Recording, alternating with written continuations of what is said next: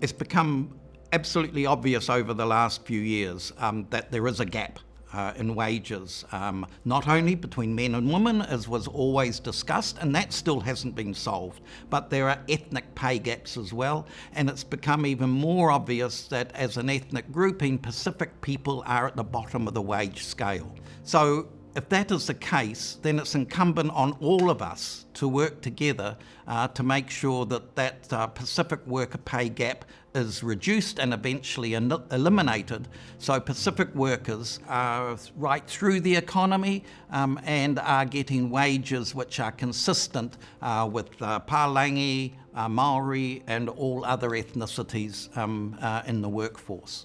Unions are here to look after workers, to look after the working class.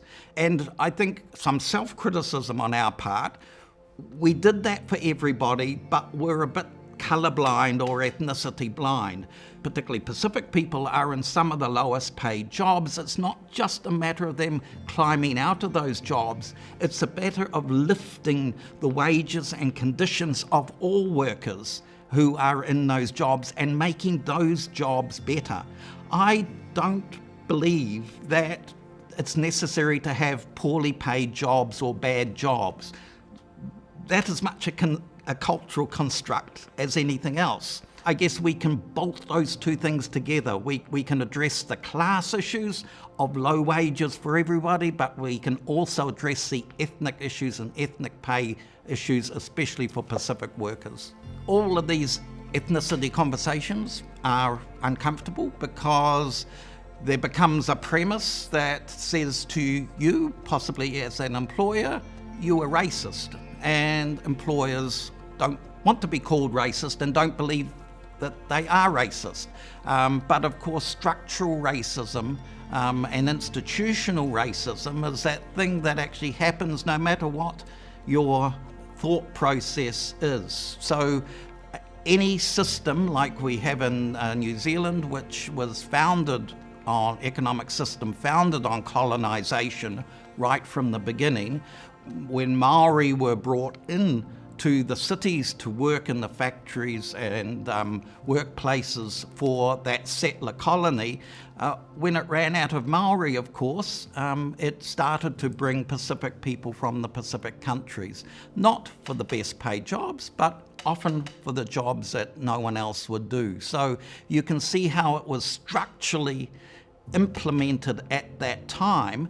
I think it's very, well, I was going to say timely, but it's over-timely to have this discussion for it to finally be given, I guess, prominence and legitimacy by an institution like the Human Rights Commission, who is then conducting the inquiry. I think gives us all the opportunity to work together and commit between us all, whether it be workers, whether it be government, whether it be employers, but commit ourselves to reducing and eventually eliminating that Pacific pay gap.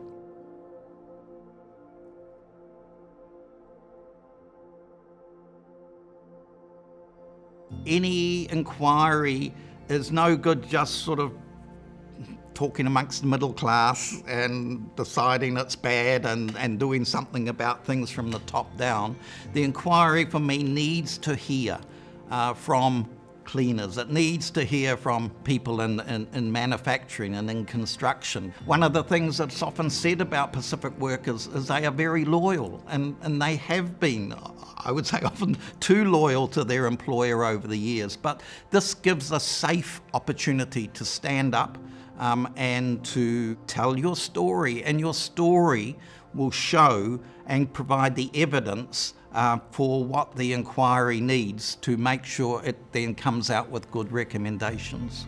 So I'd say to all unions to make yourself aware of this program and inquiry that the Human Rights Commission is undertaking. Tell your Pacific workers and other workers in your union about it so they have an opportunity to be involved in it. And because the more people that are telling their stories, the more people that are active gives more ammunition and more evidence for the inquiry, and that will hopefully produce a better result then for everyone who are trying to tackle this very important issue in Aotearoa, New Zealand at the moment.